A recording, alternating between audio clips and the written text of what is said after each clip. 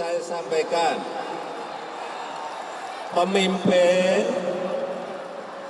pemimpin yang mikirin rakyat itu kelihatan, dari mukanya itu kelihatan. Dari penampilannya itu kelihatan. Banyak kerutan di wajahnya karena mikirin rakyat.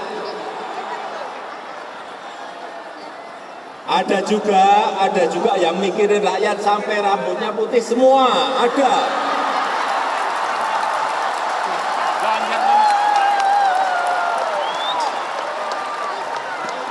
Ada itu.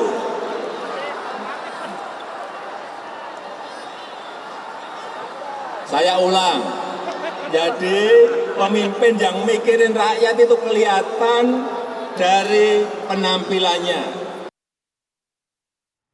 Kalau saya cat putih, masuk karakteristik yang disebut oleh Pak Jokowi, tidak rambutnya putih karena mikirin rakyat. Bahkan bapak-bapak di sini, ada di sini nggak ada yang putih rambutnya ya. Berarti bukan yang disebutkan oleh Pak Jokowi. Karena di sini sudah ada Bang Noel di sini, Bang Emmanuel Ebenezer. Tapi sebelum ke Bang Noel, saya minta tanggapannya dulu Mas Arya Bima.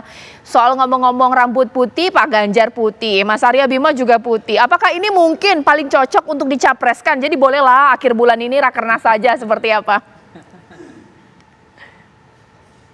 Ya, itu kan mengenai ujuk di dalam dinamika politik ya, supaya kita tidak terlalu tegang-tegang sekali untuk urusan capres mencapres. Tapi yang jelas antara komunikasi politik Pak Joko Widodo dan Ibu Mega, baik secara personal maupun dalam posisi beliau sebagai presiden dan sebagai ketua umum, itu baik-baik saja. Ya.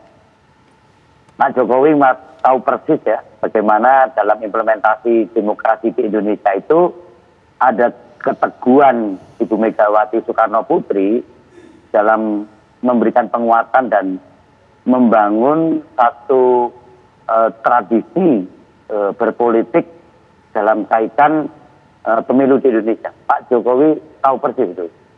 Bagaimana mempertahankan soliditas partai dalam dinamika politik nasional di dalam dan dinamika internal, baik itu menyangkut persoalan ideologi, persoalan politik dan persoalan organisasi, itu sudah ditunjukkan bagaimana dari beberapa kali pilpres, termasuk penunjukan Pak Joko Widodo sebagai calon presiden 2 kali, itu adalah role model yang dipakai oleh Ibu Mega di dalam proses mentradisikan demokrasi di Indonesia dan bagaimana demokrasi di dalam proses pencalonan presiden yang waktu itu Pak Joko Widodo ditunjuk sebagai capres adalah bentuk sekali lagi keteguhan Ibu Megawati Soekarno Putri dalam proses penguatan dan membangun demokrasi di Indonesia.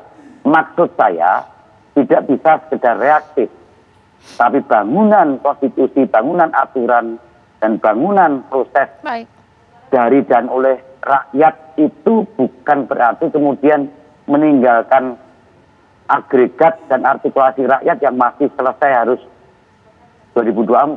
Ini tadilah yang sulit dalam posisi Ibu Megawati yang dalam halnya sebagai ketua umum dipercaya oleh rakyat dengan menang pemilu legislatif di 19 April 2024 dan dipercaya calon presiden yang diusung itu menang. Ini bukan satu hal yang mudah untuk sekedar tiba-tiba saja mempercepat proses pengambilan keputusan untuk menunjuk calon presiden, sementara dinamika yang terjadi di masyarakat pasca pandemi dengan berbagai hal yang ada di masyarakat ini membutuhkan ekstra keras 3 pilar partai kita, baik yang di eksekutif, legislatif, dan struktural partai, untuk betul-betul mencermati situasi yang tidak mudah ini, termasuk memberikan dukungan penuh kepada selesainya pemerintahan Pak Jokowi itu sampai 2024. Kalau sampai PDI Perjuangan terlalu cepat mengumumkan, bagaimana dinamika di pemerintahan juga tidak bisa dijamin terjadi soliditas, sementara rakyat menunggu berbagai hal yang harus diselesaikan. Tapi sekali lagi bahwa di dalam internal PDI ada dinamika, itu hal yang wajar. Mungkin Pak Jokowi juga ingin sustain ke depan itu, calonnya ingin melanjutkan cita-cita yang sama-sama itu diinginkan oleh Ibu Mega. Tapi sekali lagi, itu semua tentu akan menjadi hal yang menjadi akhirnya keputusan Ketua Umum yang siapa orangnya dan timingnya kapan, itu mungkin yang dimaksud berbagai kejutan-kejutan yang disampaikan oleh Pak Sekjen. Oke, sekarang saya ke Bang Noel dulu. Bang Noel, saya pikir akhir bulan ini, maksudnya di bulan ini benar-benar ada rakernas. Karena yang dijagokan Bang Noel ini Pak Ganjar ya. Bahkan di spill-spill juga ini oleh Pak Jokowi. Tapi belum juga kayaknya ya. Belum dikantongi juga nama Pak Ganjar. Ini gimana ini pendapatnya? Kalau dikantongin saya yakin sudah sih. Oh gitu. Persoalannya kan hanya persoalan kalau mengikuti apa yang disampaikan Ketua Umum PDI Perjuangan, nunggu momentum. Momentum. Nah, momentum ini mungkin bisa di acara Rakernas, kemudian bisa juga di acara HUT PDIP di bulan Januari ya, awal tahun, tanggal 11, tanggal 10.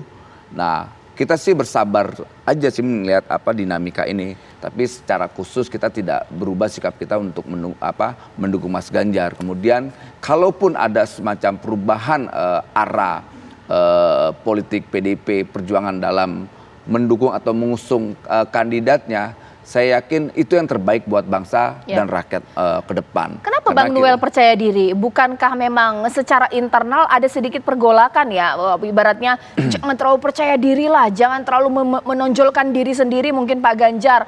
Tunggulah keputusan benar-benar dari Ibu Mega, ini seperti apa? Ini kan bukan soal menonjolkan diri, ini persoalan harapan ya. Harapan kita menginginkan sebuah pemimpin berkelanjutan dari apa yang sudah dilakukan Presiden Jokowi di 2 periodiknya ini. Jadi kita berharap siapapun bisa melanjutkan legacy yang sudah dilakukan Presiden. Jangan sampai nanti apa yang sudah dilakukan malah menjadi mangkrak dan itu akan menjadi momok sejarah. Dan saya kan bagian dari mendukung Presiden Jokowi dan saya tidak mau beban sejarah itu juga saya tanggung.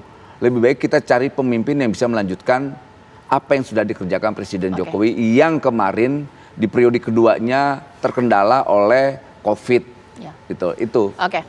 Sesaat lagi nanti saya tanya kepada Bang Ipang, sekiranya setuju tidak dengan Bang Noel bahwa nama Pak Ganjar ini sudah ada di kantong Ibu Mega, tinggal tunggu momentum saja dikeluarkan. Kira-kira pertimbangannya apa sih, mengingat Mbak Puan ini kan juga luar biasa ya kiprahnya, progresnya juga luar biasa. Apakah ini pada akhirnya soal survei elektabilitas di mana nama Pak Ganjar paling diunggulkan dibandingkan Ibu Puan? Sesaat lagi di Apa Kabar Indonesia Malam.